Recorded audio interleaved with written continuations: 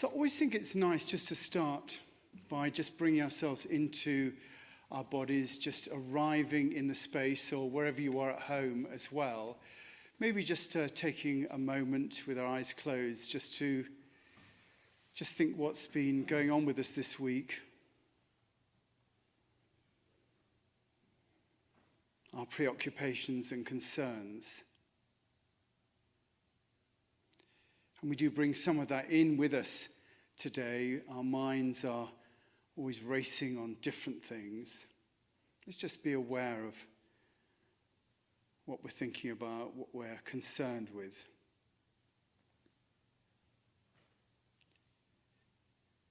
And maybe make a decision to be present in the room. And in doing that, maybe take our attention away from what we're thinking into our bodies, into our hearts, just becoming aware of our breathing, into that place where our souls meet with the souls of the divine.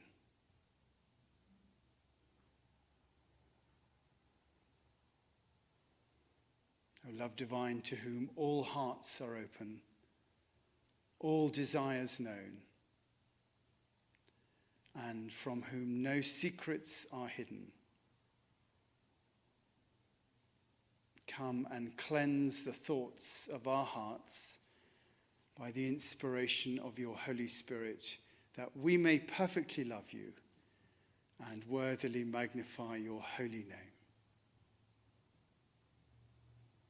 Let's just decide to be present, to listen, to be aware of what's going on,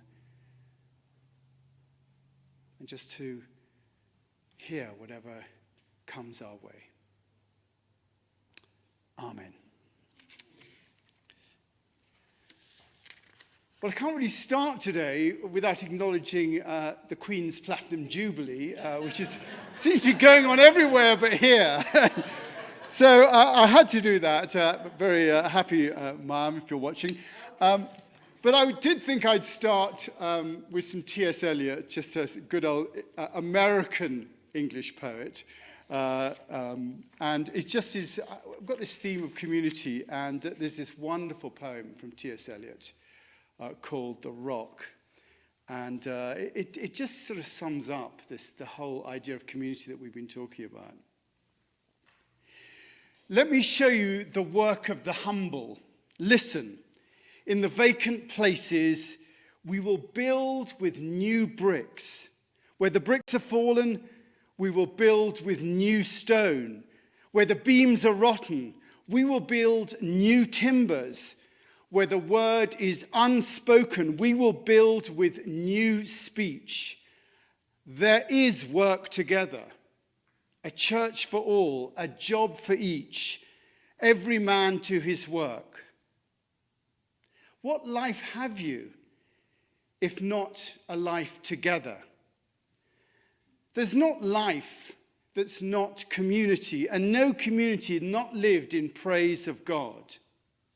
And now you live dispersed on ribboned roads, and no man knows or cares who his neighbor is, unless his neighbor makes too much disturbance.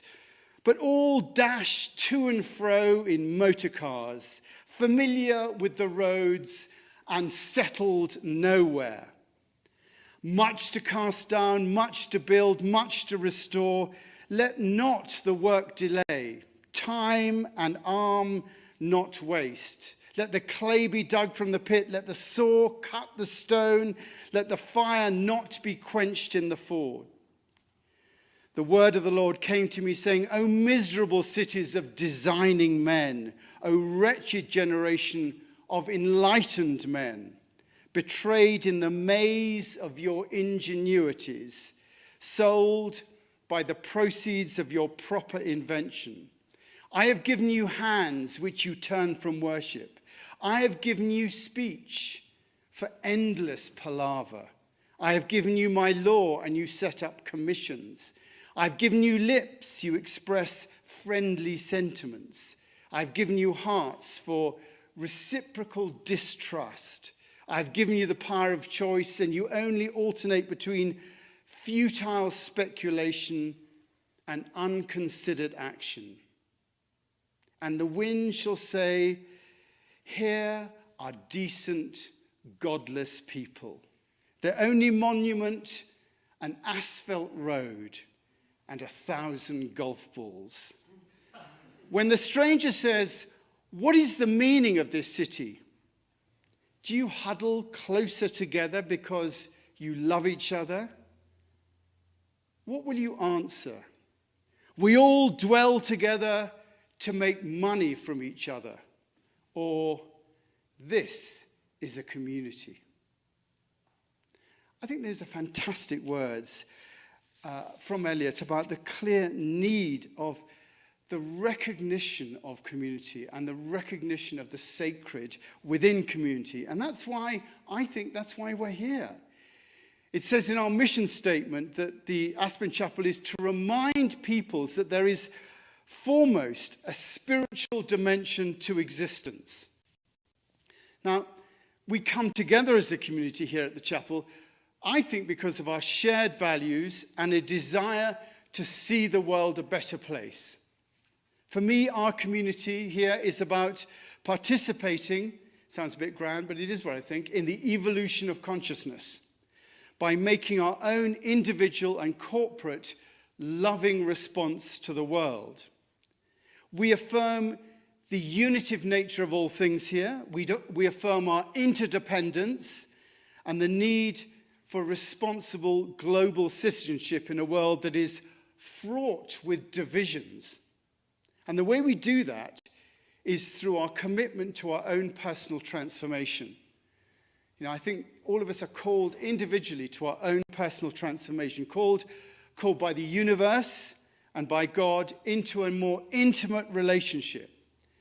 We're called like a lover. We're invited to participate with the world. And that invitation comes through our hearts, which is why I wanted to start the service in our hearts.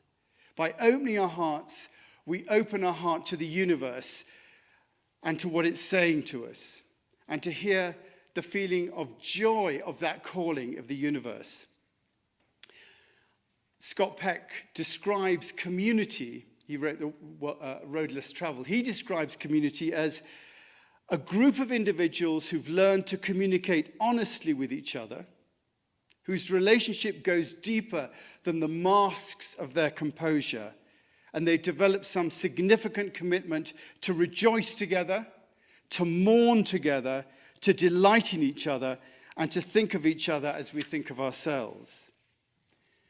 True commitment is the deepest sharing of consciousness, the consciousness of the present moment. We here are in community because we are sharing this present moment. It's a sharing of the 360-degree awareness that includes everything that we're conscious of. It includes everything that's out there. It includes everything in here, the present moment, our thoughts, our emotions, all time past and all time future. There is a present moment, and we are contained by the dimension of time in the present moment, not at the effect of it. Sharing this experience of present is, I think, the basic foundation of community. But that's not always possible, and when we're not in a state of this presence, which is easy to be when we're together in a room, we can be aware of ourselves and be in presence with each other. But when we're rushing about, it's not easy to do that. And so I think, there's a state of mind that engenders community, and that state of mind is, being respectful to others. It is about non-judgmentalism. It's about sharing what we have and about being forgiving. And I think community is that openness to all that goes beyond those masks of our composure. We have to go beyond the desire to satisfy ourselves as individuals and aim to satisfy the community that we serve. And that means going beyond our own wants and needs and trying to help the wants and needs of others. And that's really the direction I'm going in. A while ago, I mentioned an article that I read in the National Geographic.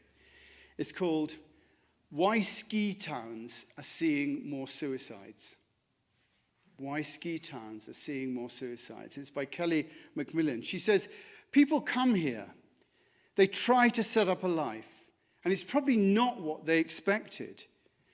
They're isolated from their families, their support systems. There is huge financial crisis that creates stress on people with seasonal work, housing shortage, the price of rentals, and just the cost of living in general. And on top of that, due to the transient nature of these resort communities, their social makeup is often more tenuous. Residents lack intergenerational relationships and deep social attachments, which are protective against suicide. That means when faced with issues, people have less support. And I think, in the chapel here, we're here to help with that and to foster a sense of community in our valley.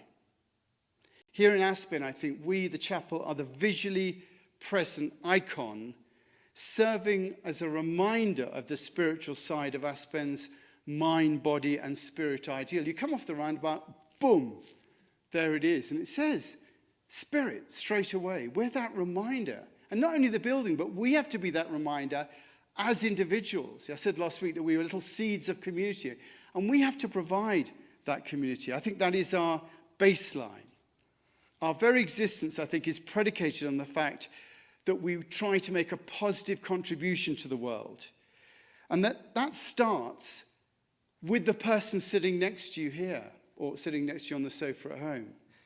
And the one in front of you, probably haven't got one in front of you at home, and the one behind you, and it goes on from there. That's where it starts. And we have to go beyond our desire to be satisfied as individuals and aim to be satisfying the community. And that, as I said, goes beyond our wants and needs. And I was talking at an event the other day, and someone asked what the role of service played in spirituality. And I said that whether they knew it or not, service was actually the purpose of their life. Service is the purpose of your life, whether you know it or not. Just like a tree serves in its life, it provides shelter for birds and animals, its leaves provide food and then rot on the ground and enrich it. So our lives are actually all about service, whether we want to admit it or not. Most of the time, our ideas of our lives tend to revolve around what we want. We want to get money, family, relationships, things. We want to do fun things. We want to travel. We want to have fun. However, that's all really just us fulfilling our own individual wants and needs. And as I said earlier, part of the idea of living in communities is going beyond that. The truth is that, like a tree, our lives are essentially about serving. That lovely quote from Paul. He says, Paul, I was once, I've told this story before, I was once in Cyprus, and I was driving along the road with my wife. We were driving along, and they said to me, Paul preached there. And I said, Paul who? I literally, it's episode. Anyway, that Paul. So Paul said, therefore, I urge you, brothers and sisters, in the view of God's mercy, to offer your bodies as living sacrifices, holy and pleasing to God. This is your true and proper worship. That's what he says. His idea is that our lives are in fact holy, meaning all, and holy, meaning sacred, in service to the created order. Our lives are in service to the created order. If we realize that, we would live a deeply satisfied life. And he even refers to this as an act of worship. Service as an act of... We think of service as this, doing stuff in here. But he says that service is an act of worship. To be a living sacrifice is your true and proper worship. Generally it's about going to church worship. But Paul says that your very life can be an act of worship. By making your life an act of service to God, you're in fact continuing in a state of worship. Worship literally means giving worth to. And, I'm sure none of you do here, but when you worship a rock star, you give worth or significance to that rock star. You allow the values and the expressions of that person to define you because you've decided that they are of worth. And when you worship the divine life, what you're doing is giving worth to the ultimate order. You're giving worth to the ultimate order in life and allowing that to define you. You give yourself up to it. And that's what it means to be a living sacrifice. You say to God, you say, or the universe, take my life. You know my wants, my needs more than I do. Let me be a part of the unfolding universe. Let me play a part. That's what you're saying in life. You become a living sacrifice. Literally, sacrificio, sacrifice. Sacrificio, sacre holy, ficio made. You are made holy by giving yourself over to the purpose. You're made holy. What that means in actuality is you recognize that everything is part of one's unfolding consciousness, and that whether we know it or not, humanity is spearheading that unfolding consciousness. A loving creation that's been developed since the Big Bang and that we're now at the sharp end of. And what that means is that what we each individually do matters. And if we choose to serve our own needs or wants, then it seems that there's nothing contributed to the unfolding. We're just turning in on ourselves. But if we see ourselves as a vital part of creation, then we give of ourselves, we become a living sacrifice, we are made holy, and life unfolds further through us. We become part of the evolution of consciousness. And that's the true service. That's how our lives, our service, become an act of worship.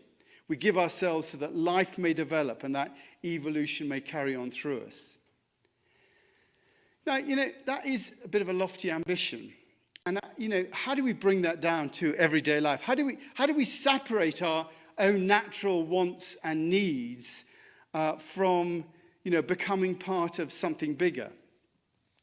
And that's one of the key spiritual conundrums of life. How do you, when do you act and when do you not act? When you're acting selfishly, when you're not acting selfishly? When do you do something? When you're serving your own needs? That bit from Shakespeare, really, it's so often said, but it absolutely sums it up, that dilemma, to be or not to be. That's the question. Whether it is noble in the mind to suffer the slings and arrows of outrageous fortune, or to take arms against a sea of troubles by opposing end them, to die, to sleep, no more, and by a sleep to say we end the heartache and the 1,000 natural shocks that flesh is heir to. 'Tis a consummation devoutly to be wished, to die, to sleep, perchance to dream. There's the rub. When do you decide when to act? And do you give up? I mean, it's a difficult thing. In the Hindu scripture, the Bhagavad Gita, if you read it, it starts with a warrior, Arjuna, turning to his god, Krishna, before battle. And he looks out at the battle and he says, I've got no desire to kill all these people. Why should I do it? What's the point in doing the action? What's the point in doing anything? And the god Krishna replies, know that your duty is to act without hesitation. Your duty is to act without hesitation. He goes on to say, you have a right to your actions, and this is the key thing when you're worrying about what to do. He says, you have a right to your actions, but never to your actions' fruits. You have a right to your action, but never to your actions' fruit. Act for the sake of action's sake, and do not be attached to the results or to inaction. He goes on to say that, in the whole idea of things, it is the decision to act that is important. So when he would say to be or not to be, he'd say be, act, and don't worry about it. We have the same thing in our Bible with Ecclesiastes. Vanity, vanity, everything is vanity. Everything is utterly meaningless. And when you try and work out whether you're serving yourself or serving the greater whole, it does feel that way. It just feels you're just going around in circles. You want to serve, but you want to work out where the best place to be is. The dichotomy is to be or not to be actually is irrelevant. What is being said in the Bhagavad Gita is you don't need to worry about whether or not you're serving your needs or the needs of a whole. It's only in your attachment to the outcome that your deeds become self-serving. It's only when you worry about what is going to happen afterwards that you start worrying about, is this a good thing? Is this a bad thing? It is the decision to act that is the important decision. You act with impunity if you're not attached to the results. It says later in the Gita, a man finds success by worshipping with his own right actions the one from whom all actions arise and by whom the world is pervaded. In other words, once you decide to become that living sacrifice, right action arises within you and you will naturally do what is right. The corruption appears when you become attached to the outcome. And it's our attachment to outcomes that we see the difference between our own self-serving and the greater wants and needs of others. A genuinely transformed desire to make a contribution for the good of the whole arises out of that idea of being a living sacrifice. There's a great passage in the Tao Te Ching which says, he who stands on tiptoe doesn't stand firm. He who rushes ahead doesn't go far. He who tries to shine dims his own light. He who defines himself can't know who he really is. He who has power over others can't empower himself. He who clings to his work will create nothing that endures. If you want to accord with the Tao, just do your job and then let go. Do what you do and then let go. And it is completely infallible. We worry about whether or not we're being selfish. How do I decide what's good for the whole? What's good for my good? There's no need. The test comes in the attachment to your actions. And it's so difficult because we are so attached. It is the seed of our corruption. I see it in myself on a Sunday. I want 100 people to turn up again after COVID. And I want to. I stand out there going, oh, I hope 100 people turn up. I'm attached to that. That is my corruption in that. It reminds me of the wonderful prayer. And I love these old prayers, Teach us, good Lord, to serve as you deserve, to give and not to count the cost, to fight and not to heed the wounds, to toil and not to seek for rest, to labor and not for ask for any reward, save knowing that we do your will. And that is the true spirit of service. And I think that is what builds community. Why? Because it creates real contribution that's not corrupted by an expectation of return. Love is giving with no expectation of return. And the very first step on that journey is the most difficult one. It is to seek first the kingdom of heaven, which is to make that commitment to have your life be a life of service. That wonderful line from Romans, all things count for good for those that love the Lord. Now, you can use that but what it really means is that if you're committed to that loving response to the universe, then everything will count for good. You're not relying on your own strength. You're relying on your relationship with the divine and with the universe. And it's as such that your good works come about. And you may not be able to make any sense of it. That wonderful line from Neil deGrasse Tyson. The universe is under no obligation to make sense to you. The universe is under no obligation to make sense to you. We want to decide how to deserve, and then we will make it happen. We try to feel good about what we've done. Instead, we have to, as the Tao Te Ching says, do our work and then step back. That is the path to serenity. And for me, that is what it means to be a community. To fundamentally serve each other in that way. That's what brings us about here, our desire to serve. And it should enable us to have those other things, to be respectful of others, to be non-judgmental, share what we do, to be forgiving. Our common desire is to serve, not to be right. And what that might mean, we'll look at it next week. Just to remind you of those words of Eliot, when the stranger says, what is the meaning of this city? Do you huddle closer together because you love each other? What will you answer? We will dwell together to make money from each other, or this is a community.